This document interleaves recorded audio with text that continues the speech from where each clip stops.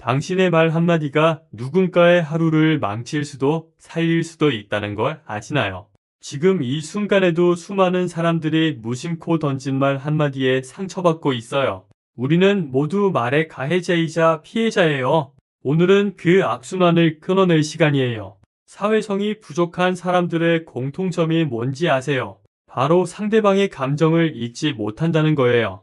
그들은 자신의 말이 어떤 파장을 일으키는지 전혀 모르죠. 마치 눈을 감고 화살을 쏘는 것과 같아요. 그 화살이 누군가의 가슴에 꽂히는지도 모른 채 계속 쏘아대죠. 이런 사람들의 특징은 명확해요.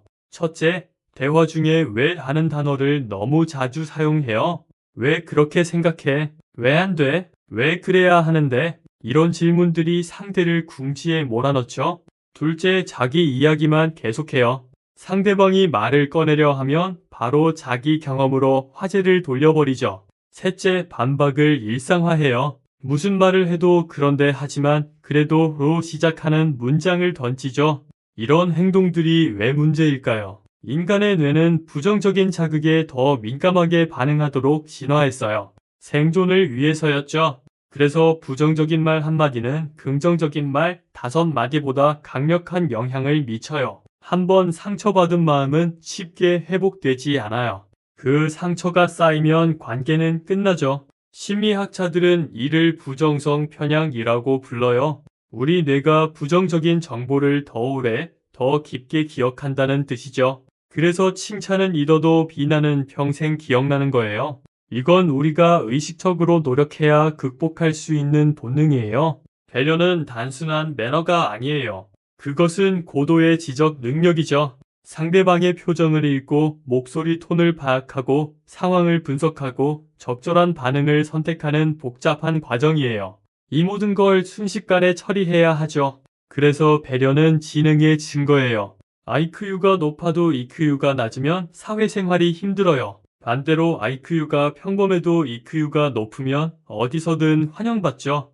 왜냐하면 사람들은 자신을 이해해주는 사람을 좋아하니까요. 그리고 이해받는다는 느낌은 배려에서 시작돼요. 노화 연구에서 흥미로운 발견이 있었어요. 나이가 들수록 감정 조절 능력이 향상된다는 거예요. 젊을 때는 감정에 휩쓸리기 쉽지만 나이가 들면 감정과 거리를 둘 수 있게 되죠. 그래서 노인들이 더 지혜로워 보이는 거예요. 하지만 우리는 꼭 나이를 먹어야만 지혜로워질 수 있는 건 아니에요. 의식적인 연습을 통해 감정 조절 능력을 키울 수 있죠. 그 첫걸음이 바로 말을 아끼는 거예요. 말이 많으면 실수도 많아지니까요. 대화의 기술은 말하기가 아니라 듣기에 있어요. 진정한 경청은 단순히 소리를 듣는 게 아니에요. 상대방의 감정을 읽고 의도를 파악하고 숨겨진 메시지를 해석하는 거죠. 이건 매우 복잡한 인지 과정이에요. 뇌의 여러 영역이 동시에 활성화되어야 가능하죠. 경청을 잘하는 사람들의 뇌를 스캔해보면 놀라운 사실이 발견돼요. 그들의 뇌는 말하는 사람보다 더 활발하게 작동하고 있어요. 언어 이해 영역뿐만 아니라 공감 영역, 기억 영역, 추론 영역까지 모두 활성화되죠. 그래서 경청이 피곤한 거예요. 하지만 그만큼 가치 있는 일이죠. 상대방은 자신의 말을 진심으로 들어주는 사람을 절대 잊지 않아요. 그런 사람과 함께 있으면 편안하고 행복하죠. 그래서 경청의 달인들은 어디서든 사랑받아요. 말의 온도를 조절하는 것도 중요해요. 같은 말이라도 어떤 톤으로 하느냐에 따라 전혀 다른 메시지가 되죠. 따뜻한 톤은 상대방의 마음을 열고 차가운 톤은 마음을 닫게 만들어요. 음성학 연구에 따르면 사람들은 말의 내용보다 톤에 더 민감하게 반응한다고 해요. 실제로 의사소통의 38%는 목소리 톤이 차지하죠. 그래서 아무리 좋은 말을 해도 톤이 차가우면 상대방은 거부감을 느껴요. 반대로 평범한 말이라도 따뜻한 톤으로 하면 감동을 주죠. 이건 연습으로 개선할 수 있어요. 거울을 보며 말하는 연습을 해보세요. 자신의 표정과 목소리를 객관적으로 관찰할 수 있어요. 처음엔 어색하겠지만 점차 자연스러워질 거예요. 침묵의 힘도 무시할 수 없어요. 때로는 말하지 않는 것이 최고의 대답이 되기도 하죠. 침묵은 상대방에게 생각할 시간을 주고 감정을 정리할 여유를 제공해요. 특히 갈등 상황에서 침묵은 매우 효과적이에요. 화가 난 상태에서 뱉은 말은 대부분 후회를 남기죠. 하지만 침묵을 유지하면 감정이 가라앉고 이성적인 판단이 가능해져요. 신경과학적으로도 침묵은 뇌에 휴식을 제공해요. 끊임없는 자극에 지친 뇌가 회복할 시간을 갖게 되죠. 그래서 명상이나 요가에서 침묵을 중요시하는 거예요. 하지만 침묵도 때와 장소를 가려야 해요. 상대방이 위로를 원할 때 침묵하면 냉정하게 느껴질 수 있죠. 반대로 상대방이 혼자 있고 싶어 할 때 계속 말을 건네면 부담스러워해요. 그래서 상황을 읽는 능력이 중요한 거예요. 리더십에서도 말의 절제는 핵심이에요. 훌륭한 리더는 말을 많이 하지 않아요. 대신 핵심을 짚어내고 명확하게 전달하죠. 그리고 팀원들의 이야기를 경청해요. 이런 리더 밑에서 일하는 사람들은 자율성을 느끼고 창의성을 발휘해요. 반대로 말이 많은 리더는 팀원들을 지치게 만들어요. 끊임없는 지시와 간섭은 팀원들의 의욕을 떨어뜨리죠. 그래서 조직 심리학에서는 적은 말, 큰 영향을 강조해요. 연구에 따르면 성공한 CEO들의 공통점 중 하나가 바로 말의 절제라고 해요. 그들은 필요한 말만 하고 나머지는 행동으로 보여주죠. 이런 리더십 스타일을 조용한 리더십이라고 불러요. 조용한 리더는 카리스마로 압도하지 않아요. 대신 신뢰와 존중으로 팀을 이끌죠. 그래서 팀원들이 자발적으로 따르고 헌신해요. 이런 팀은 위기 상황에서도 흔들리지 않아요. 서로를 믿고 의지하니까요. 비난과 비판의 차이를 아는 것도 중요해요. 비판은 건설적이지만 비난은 파괴적이죠. 비판은 행동에 초점을 맞추지만 비난은 인격을 공격해요. 예를 들어 이 부분을 수정하면 좋겠어는 비판이지만 넌 항상 실수해는 비난이에요. 비난은 상대방의 자존감을 깎아내리고 방어적으로 만들어요. 그래서 관계가 악화되죠. 반대로 건설적인 비판은 성장의 기회를 제공해요. 상대방도 이를 인정하고 개선하려고 노력하죠. 심리학에서는 이를 피드백의 기술이라고 불러요. 효과적인 피드백은 구체적이고 실행 가능하고 긍정적인 요소를 포함해야 해요. 예를 들어 프레젠테이션 전반적으로 좋았어요.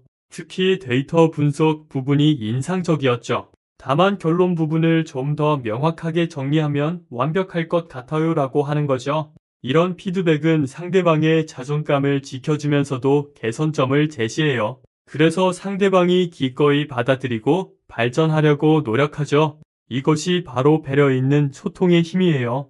감정 전염이라는 현상도 알아둘 필요가 있어요. 우리의 감정은 주변 사람들에게 전파돼요. 한 사람이 짜증을 내면 주변 사람들도 짜증이 나고 한 사람이 웃으면 주변 사람들도 웃게 되죠. 이는 뇌의 거울 뉴런 때문이에요. 거울 뉴런은 다른 사람의 행동을 관찰할 때 마치 자신이 그 행동을 하는 것처럼 활성화돼요. 그래서 우리는 무의식적으로 다른 사람의 감정을 따라 하게 되죠. 이걸 알면 우리는 의식적으로 긍정적인 감정을 퍼뜨릴 수 있어요. 밝은 표정, 따뜻한 말투, 친절한 행동으로 주변을 긍정적으로 만들 수 있죠. 반대로 부정적인 감정에 휩쓸리지 않도록 주의해야 해요. 누군가 짜증을 내더라도 침착함을 유지하면 오히려 그 사람의 감정이 진정되는 걸 볼 수 있을 거예요. 이것이 감정 조절의 힘이에요. 자기 감정을 다스리는 사람이 타인의 감정도 다스릴 수 있죠. 그래서 감정 지능이 높은 사람들이 리더가 되는 거예요.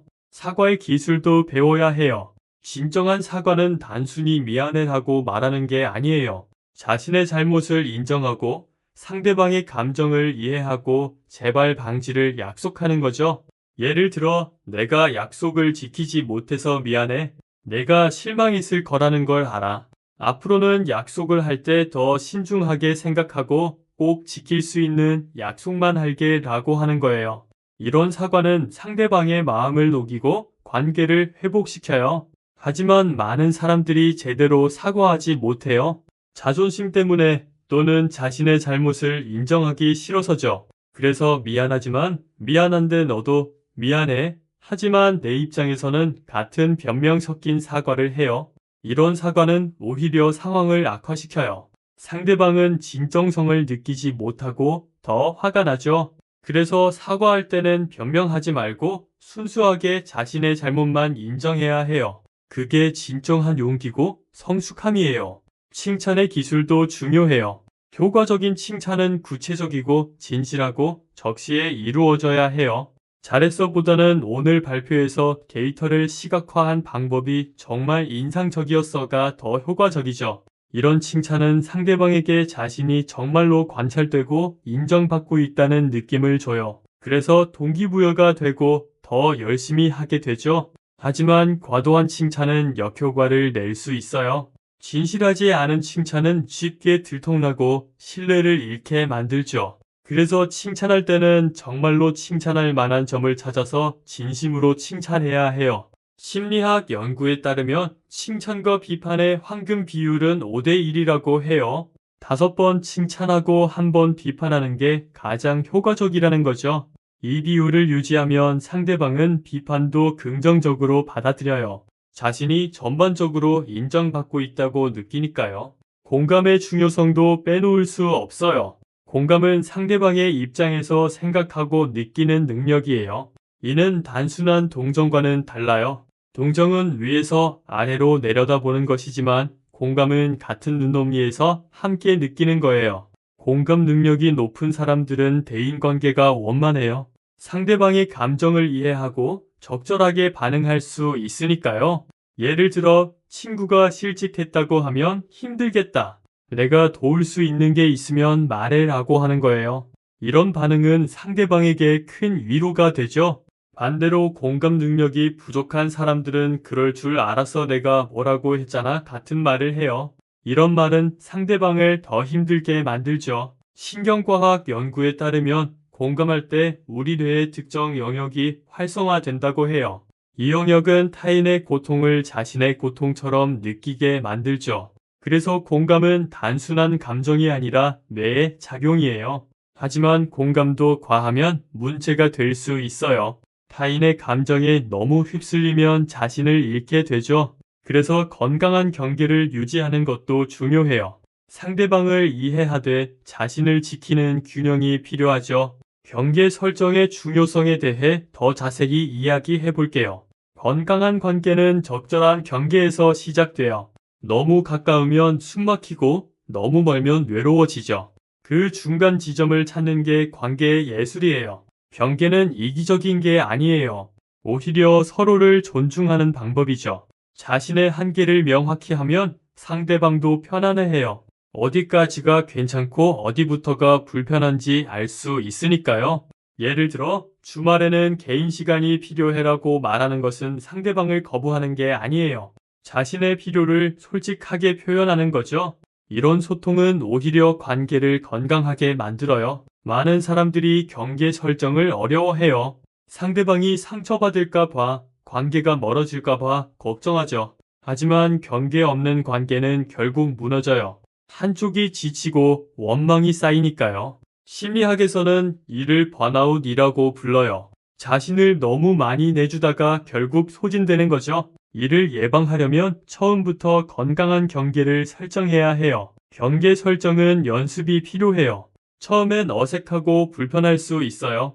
하지만 점차 자연스러워지고 상대방도 이를 존중하게 되죠. 그래서 경계는 관계의 기초공사와 같아요. 튼튼한 기초 위에 건강한 관계가 세워지는 거죠. 자기 주장의 기술도 배워야 해요. 자기 주장은 공격적이지 않으면서도 자신의 의견을 명확히 전달하는 능력이에요. 이는 수동적인 태도와 공격적인 태도의 중간 지점이죠. 수동적인 사람은 자신의 의견을 제대로 표현하지 못해요. 그래서 늘 손해를 보고 억울해하죠. 반대로 공격적인 사람은 자신의 의견만 강요해요. 그래서 관계가 악화되죠. 자기 주장적인 사람은 다르게 해요. 나는 이렇게 생각해. 너의 의견도 듣고 싶어? 라고 말하죠. 이런 방식은 자신을 표현하면서도 상대방을 존중해요. 예를 들어 회의에서 의견이 다를 때 그 방법도 좋지만 이런 방법은 어떨까요? 라고 제안하는 거예요. 이는 상대방의 의견을 부정하지 않으면서도 자신의 아이디어를 제시하는 거죠. 자기 주장 훈련은 자존감 향상에도 도움이 돼요. 자신의 의견이 존중받는 경험을 하면 자신감이 생기죠. 그래서 더 적극적으로 참여하게 되고 성장하게 돼요. 연구에 따르면 자기 주장적인 사람들이 직장에서 더 성공한다고 해요. 그들은 자신의 가치를 인정받고 원하는 것을 얻을 확률이 높죠. 하지만 문화적 차이도 고려해야 해요. 어떤 문화에서는 직접적인 표현이 무례하게 느껴질 수 있죠. 그래서 상황과 문화를 고려한 적절한 자기 주장이 필요해요. 비언어적 소통의 중요성도 간과할 수 없어요. 연구에 따르면 의사소통의 55%는 몸짓과 표정이 차지한다고 해요. 말보다 몸이 더 많은 걸 말하는 거죠. 예를 들어 괜찮아 라고 말하면서 표정이 어두우면 상대방은 괜찮지 않다는 걸 알아차려요. 그래서 말과 표정이 일치해야 진정성 있는 소통이 가능해요. 눈맞춤도 중요해요. 적절한 눈맞춤은 신뢰를 형성하고 관심을 표현해요. 하지만 너무 오래 쳐다보면 부담스럽고 전혀 안 보면 무관심하게 느껴지죠. 그래서 3초 정도 눈을 맞추고 잠시 시선을 돌렸다가 다시 맞추는 게 좋아요. 자세도 메시지를 전달해요. 팔짱을 끼면 방어적으로 보이고 몸을 앞으로 기울이면 관심 있어 보이죠. 그래서 대화할 때는 열린 자세를 유지하는 게 좋아요. 미소도 강력한 비언어적 도구예요. 진짜 미소는 눈가에 주름이 생기는 뒤샘 미소라고 불려요. 이런 미소는 상대방의 마음을 녹이고 긍정적인 분위기를 만들죠. 하지만 가짜 미소는 쉽게 들통나요. 그래서 진심으로 웃을 수 있는 상황을 만드는 게 중요해요. 상대방의 이야기에 진심으로 관심을 가지면 자연스럽게 미소가 나오죠. 개인 공간의 중요성도 이해해야 해요. 모든 사람은 자신만의 개인 공간이 있어요. 이 공간이 침범당하면 불편함을 느끼죠. 문화마다 다르지만 보통 팔 길이 정도의 거리를 유지하는 게 좋아요. 너무 가까이 다가가면 압박감을 주고 너무 멀리 떨어지면 거리감을 느끼게 하죠. 그래서 상대방의 반응을 보며 적절한 거리를 찾는 게 중요해요. 손짓도 의미를 전달해요. 열린 손바닥은 정직함을 나타내고 주먹은 공격성을 나타내죠. 그래서 대화할 때는 자연스럽고 열린 손짓을 사용하는 게 좋아요. 목소리 톤과 속도도 중요해요. 낮고 안정된 톤은 신뢰감을 주고 높고 빠른 톤은 불안감을 줘요. 그래서 중요한 대화를 할 때는 의식적으로 톤을 낮추고 속도를 조절하는 게 좋아요. 이런 비언어적 요소들을 의식하고 연습하면 소통 능력이 크게 향상돼요. 말하지 않아도 많은 걸 전달할 수 있게 되죠. 갈등 해결의 기술도 필수예요. 갈등은 피할 수 없지만 어떻게 다루느냐에 따라 관계가 강화될 수도 파괴될 수도 있어요. 건설적인 갈등 해결의 첫 단계는 감정을 가라앉히는 거예요. 화가 난 상태에서는 이성적인 대화가 불가능하죠. 그래서 잠시 시간을 갖고 이야기하자고 제안하는 게 좋아요. 다음은 상대방의 입장을 이해하려고 노력하는 거예요. 내 입장에서는 그렇게 느낄 수 있겠다라고 인정하는 거죠. 이는 상대방의 방어벽을 낮추고 대화의 문을 열어요. 그리고 문제와 사람을 분리해야 해요.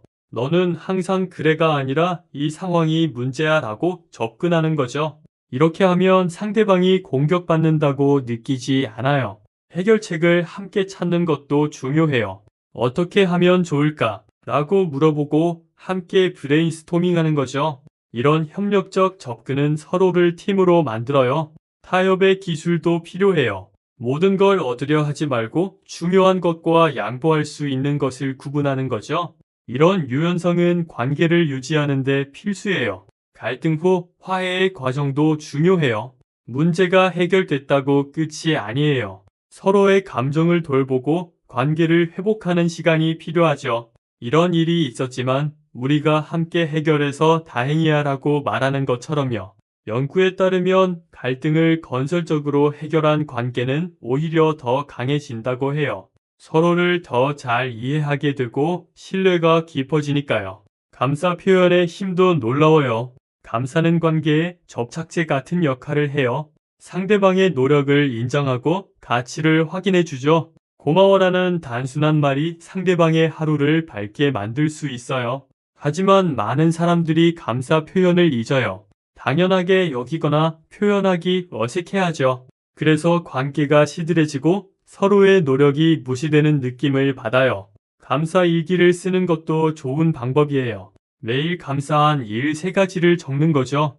이런 연습은 긍정적인 시각을 기르고 감사하는 습관을 만들어요. 구체적인 감사가 더 효과적이에요.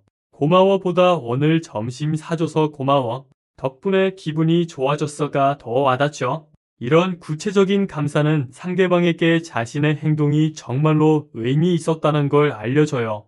감사는 상호적이에요. 감사를 표현하면 상대방도 감사하게 되고 선순환이 만들어지죠. 그래서 감사가 많은 관계는 행복하고 지속 가능해요. 연구에 따르면 감사를 자주 표현하는 커플이 더 오래 지속된다고 해요. 서로의 가치를 인정하고 노력을 알아주니까요. 시간 관리와 우선순위 설정도 관계에 영향을 미쳐요. 바쁘다는 핑계로 중요한 사람들을 소홀히 하기 쉽죠. 하지만 관계도 투자가 필요해요. 시간과 에너지를 투자해야 유지되고 성장하죠. 중요한 사람들과의 시간을 먼저 계획하는 게 좋아요. 일정표에 가족, 친구와의 시간을 먼저 넣고 나머지를 채우는 거죠. 이렇게 하면 관계가 우선순위에서 밀리지 않아요. 질적인 시간이 양적인 시간보다 중요해요. 함께 있어도 각자 핸드폰만 보면 의미가 없죠. 대신 짧은 시간이라도 온전히 함께하는 게 더 가치 있어요. 규칙적인 만남도 도움이 돼요. 매주 금요일 저녁은 가족과 함께, 매월 첫째 주 토요일은 친구들과 함께 같은 식으로 정하는 거죠. 이런 규칙적인 만남은 관계를 안정적으로 유지해줘요. 관계에도 휴식이 필요해요.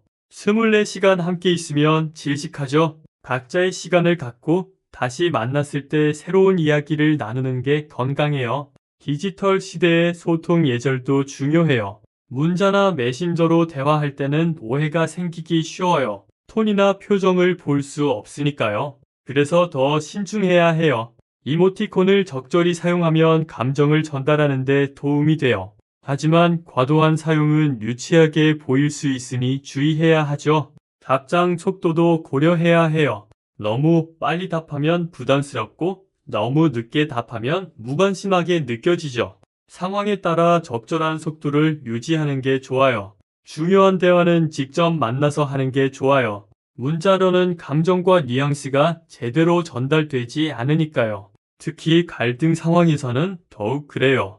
SNS에서의 경계도 필요해요. 모든 걸 공유할 필요는 없어요. 프라이버시를 지키고 타인의 프라이버시도 존중해야 하죠.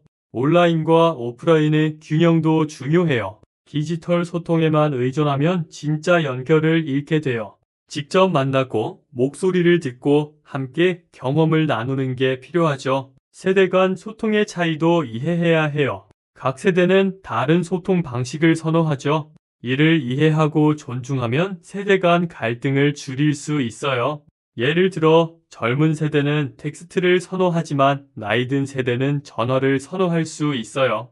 이런 차이를 인정하고 상대방의 방식에 맞춰주는 유연성이 필요하죠. 문화적 차이도 고려해야 해요. 글로벌 시대에는 다양한 문화적 배경을 가진 사람들과 소통하게 되죠. 각 문화의 소통 방식을 이해하고 존중하는 게 중요해요. 직접적인 소통을 선호하는 문화도 있고 간접적인 소통을 선호하는 문화도 있어요. 이런 차이를 모르면 오해가 생기기 쉽죠. 그래서 열린 마음으로 배우고 적응하는 자세가 필요해요. 스트레스 관리도 소통에 영향을 미쳐요. 스트레스를 받으면 인내심이 줄고 짜증이 늘어요. 그래서 평소보다 거칠게 반응하기 쉽죠. 규칙적인 운동, 충분한 수면, 명상 등으로 스트레스를 관리하는 게 중요해요. 스트레스가 낮으면 더 침착하고 이성적으로 대화할 수 있죠. 스트레스를 받을 때는 중요한 대화를 피하는 게 좋아요. 지금은 좀 힘들어서 나중에 이야기하자고 솔직하게 말하는 거죠. 이는 상대방을 위한 배려이기도 해요. 유머의 적절한 사용도 관계를 부드럽게 만들어요. 웃음은 긴장을 풀고 거리를 좁히죠. 하지만 타이밍과 상황을 고려해야 해요. 저기 비하 유머는 적당히 사용하면 겸손해 보이지만 과하면 자존감이 낮아 보여요. 타인을 비하하는 유머는 절대 피해야 하죠. 상황에 맞는 유머가 중요해요. 심각한 상황에서 농담하면 무책임해 보이고 가벼운 분위기에서 너무 진지하면 분위기를 깨뜨리죠. 유머도 문화적 차이가 있어요. 어떤 문화에서는 웃긴 농담이 다른 문화에서는 무례할 수 있죠. 그래서 상대방을 고려한 유머가 필요해요. 피드백 받기의 자세도 중요해요. 비판을 받으면 방어적이 되기 쉽지만 이를 성장의 기회로 보는 게 좋아요. 의견 주셔서 감사해요. 생각해 보겠습니다 라고 열린 자세를 보이는 거죠. 피드백을 요청하는 것도 좋아요. 내가 개선할 점이 있으면 알려줘 라고 먼저 물어보는 거죠. 이는 성장하려는 의지를 보여주고 상대방의 의견을 존중한다는 메시지를 전달해요. 건설적인 피드백과 파괴적인 비난을 구분하는 능력도 필요해요. 모든 비판을 받아들일 필요는 없어요. 하지만 그 안에 유용한 정보가 있는지 살펴보는 건 가치 있죠.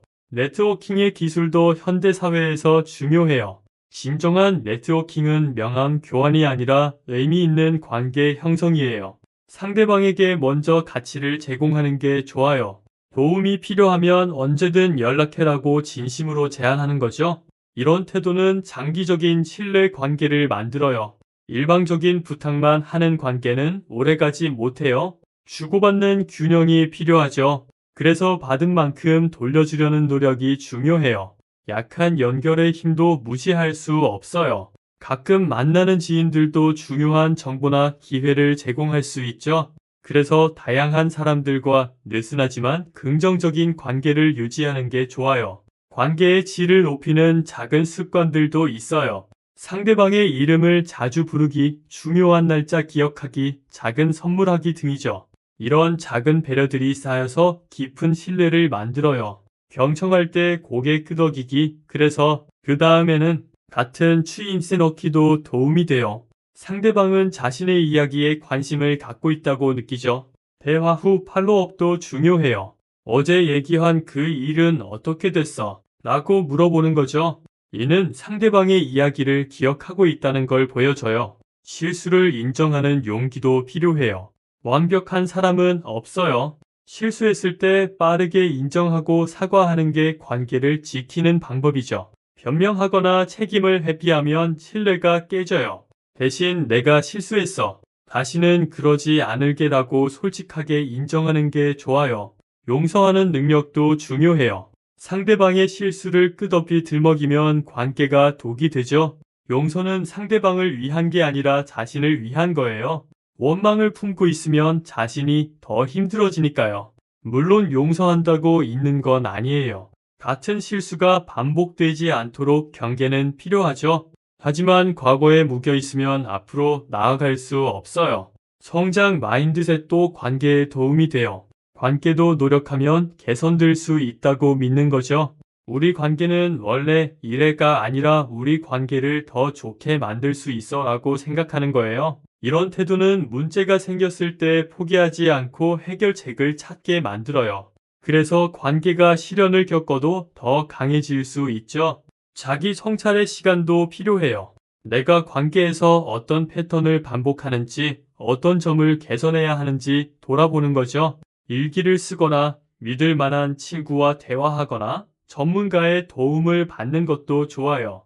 자기 인식이 높아지면 관계도 개선돼요. 취약성을 보이는 용기도 때로는 필요해요. 항상 강한 척하면 진정한 연결이 어려워요. 가끔은 약한 모습을 보이는 것도 관계를 깊게 만들어요. 사실 요즘 힘들어라고 솔직하게 말하면 상대방도 마음을 열기 쉬워지죠. 물론 적절한 사람에게 적절한 타이밍에 해야 해요. 모든 사람에게 약한 모습을 보일 필요는 없으니까요. 하지만 신뢰하는 사람들과는 진짜 모습을 나누는 게 중요해요. 그게 진정한 친밀감을 만들어내니까요. 긍정적인 가정하기도 도움이 돼요. 상대방의 행동을 부정적으로 해석하기 전에 긍정적인 이유가 있을 거라고 가정하는 거죠. 예를 들어 답장이 늦으면 무시하는 건가 보다 바쁜가 보다 라고 생각하는 거예요. 이런 긍정적 가정은 불필요한 갈등을 예방해요. 물론 계속 실망시키는 사람에게는 현실적인 평가가 필요하지만 일반적으로는 긍정적 가정이 관계에 도움이 돼요. 관계의 계절도 이해해야 해요. 모든 관계에는 봄, 여름, 가을, 겨울이 있어요. 항상 뜨거울 수는 없고 때로는 차가워지기도 하죠. 이런 자연스러운 리듬을 받아들이면 관계에 대한 압박감이 줄어요. 겨울 같은 시기를 견디면 다시 봄이 오니까요. 인내심을 갖고 기다리는 것도 사랑의 한 형태예요. 작별 인사의 중요성도 있어요. 어떻게 헤어지느냐가 다음 만남을 결정하죠. 따뜻한 작별 인사는 상대방의 마음에 좋은 기억을 남겨요. 오늘 정말 즐거웠어. 또 만나자라고 진심을 담아 말하는 거죠. 이런 긍정적인 마무리는 관계를 지속시키는 힘이 돼요. 반대로 어색하거나 차가운 작별은 다음 만남을 망설이게 만들죠. 그래서 헤어질 때도 신경 써야 해요. 관계에서의 호혜성도 중요해요. 일방적인 관계는 지속되기 어려워요. 주고받는 균형이 필요하죠. 항상 받기만 하면 미안하고 항상 주기만 하면 지쳐요. 건강한 관계는 자연스럽게 균형을 찾아가요. 때로는 내가 더 주고 때로는 상대방이 더 주면서 전체적으로 균형을 맞추는 거죠. 이런 호혜성은 신뢰를 만들고 관계를 안정적으로 유지해줘요. 침묵을 두려워하지 않는 것도 중요해요. 모든 순간을 말로 채울 필요는 없어요. 편안한 침묵은 오히려 친밀감의 증거죠. 함께 있는 것만으로도 충분한 관계가 진짜 깊은 관계예요. 억지로 대화를 이어가려 하지 말고 자연스러운 흐름을 따르는 게 좋아요. 관계의 우선순위를 정하는 것도 필요해요. 모든 사람과 깊은 관계를 맺을 수는 없어요. 시간과 에너지는 한정되어 있으니까요. 정말 중요한 몇 사람에게 집중하는 게 더 의미 있어요. 나머지는 적당한 거리를 유지하면서 좋은 관계를 유지하는 거죠. 이런 선택과 집중이 관계의 질을 높여요. 자기 돌봄도 잊지 말아야 해요. 자신을 돌보지 않으면 타인을 돌볼 수 없어요. 비행기에서 산소 마스크를 먼저 자신에게 씌우라고 하는 것처럼 자기 돌봄이 우선이에요. 충분한 휴식, 취미 생활, 혼자만의 시간 등이 필요해요. 이런 자기 돌봄은 이기적인 게 아니라 필수적인 거예요. 자신이 충전되어야 타인에게도 좋은 에너지를 줄 수 있으니까요. 관계에서의 성장통도 자연스러운 거예요. 사람은 계속 변하고 성장해요. 그 과정에서 관계도 변화를 겪죠. 어떤 관계는 더 깊어지고 어떤 관계는 멀어져요. 이런 변화를 받아들이는 게 성숙함이에요. 억지로 붙잡으려 하면 서로 힘들어지죠. 대신 자연스러운 변화를 인정하고 새로운 형태의 관계를 만들어가는 게 좋아요. 신뢰 회복의 과정도 알아야 해요. 한번 깨진 신뢰를 회복하는 건 어려워요. 하지만 불가능한 건 아니에요. 진정한 사과와 일관된 행동, 충분한 시간이 필요하죠. 신뢰를 회복하려면 말보다 행동이 중요해요. 약속을 지키고 일관성 있게 행동하는 거죠. 그리고 인내심을 가져야 해요. 신뢰는 하루아침에 회복되지 않으니까요. 상대방에게 시간을 주고 압박하지 않는 게 중요해요. 천천히 꾸준히 노력하면 신뢰는 다시 쌓일 수 있어요. 관계에서의 독립성과 의존성의 균형도 중요해요. 너무 독립적이면 외롭고 너무 의존적이면 부담스러워요. 건강한 상호의존이 이상적이죠. 서로 기댈 수 있지만 각자 설 수도 있는 관계. 이런 균형을 찾는 건 쉽지 않아요. 계속 조정하고 대화해야 하죠. 하지만 이런 노력이 관계를 건강하게 만들어요. 감정 표현의 적절성도 배워야 해요. 감정을 너무 숨기면 소통이 어렵고 너무 드러내면 부담스러워요. 상황에 맞는 적절한 감정 표현이 필요하죠. 직장에서는 감정을 조절하고 가족과는 더 솔직하게 표현하는 것처럼 상황에 따라 다르게 접근하는 거예요. 감정을 표현할 때는 나 전달법을 사용하는 게 좋아요. 너 때문에 화났어가 아니라 나는 그 상황에서 화가 났어라고 말하는 거죠. 이렇게 하면 상대방이 방어적이 되지 않고 대화가 더 건설적으로 진행돼요. 관계의 리듬을 찾는 것도 중요해요. 모든 관계에는 고유한 리듬이 있어요. 어떤 친구는 매일 연락해도 자연스럽고 어떤 친구는 몇 달에 한 번 만나도 편해요. 이런 각각의 리듬을 존중하고 따르는 게 좋아요. 억지로 바꾸려 하면 관계가 어색해지죠. 대신 자연스러운 흐름을 찾아가는 게 중요해요. 관계에서의 기대 관리도 필요해요. 비현실적인 기대는 실망을 낳아요. 상대방도 불완전한 인간이라는 걸 인정해야 하죠. 완벽한 친구, 완벽한 연인은 존재하지 않아요. 대신 서로의 부족함을 인정하고 보완하는 관계가 건강해요. 기대를 낮추는 건 포기가 아니라 현실을 받아들이는 거예요. 그리고 그 안에서 최선을 찾아가는 거죠. 소통의 타이밍도 중요해요. 같은 말이라도 언제 하느냐에 따라 효과가 달라요. 상대방이 피곤할 때 중요한 대화를 시작하면 좋은 결과를 얻기 어려워요. 대신 서로 여유 있을 때 대화하는 게 좋아요. 지금 이야기해도 괜찮아 라고 먼저 물어보는 것도 좋은 방법이에요. 이런 배려가 대화의 질을 높여요. 관계에서의 놀이와 유머의 중요성도 있어요. 함께 웃고 즐기는 경험은 관계를 강화해요. 너무 진지하기만 한 관계는 부담스럽죠. 가벼운 농담, 함께하는 취미, 재미있는 추억 만들기 등이 관계에 활력을 줘요. 웃음은 최고의 접착제예요. 함께 웃은 기억은 오래 남고 관계를 끈끈하게 만들죠. 그래서 유머 감각을 기르는 것도 관계 기술의 하나예요. 관계에서의 용기도 필요해요. 먼저 다가가는 용기, 먼저 사과하는 용기, 먼저 용서하는 용기. 이런 용기 있는 행동들이 관계를 변화시켜요. 자존심 때문에 망설이지 말고 관계를 위해 한 걸음 먼저 내딛는 거예요. 그 용기가 상대방의 마음을 움직이고 관계를 회복시킬 수 있어요. 물론 항상 먼저 할 필요는 없어요. 하지만 중요한 순간에 용기를 내는 건 가치 있는 일이죠. 디지털 디톡스의 필요성도 있어요. 가끔은 디지털 기기를 끄고 오롯이 상대방에게 집중하는 시간이 필요해요.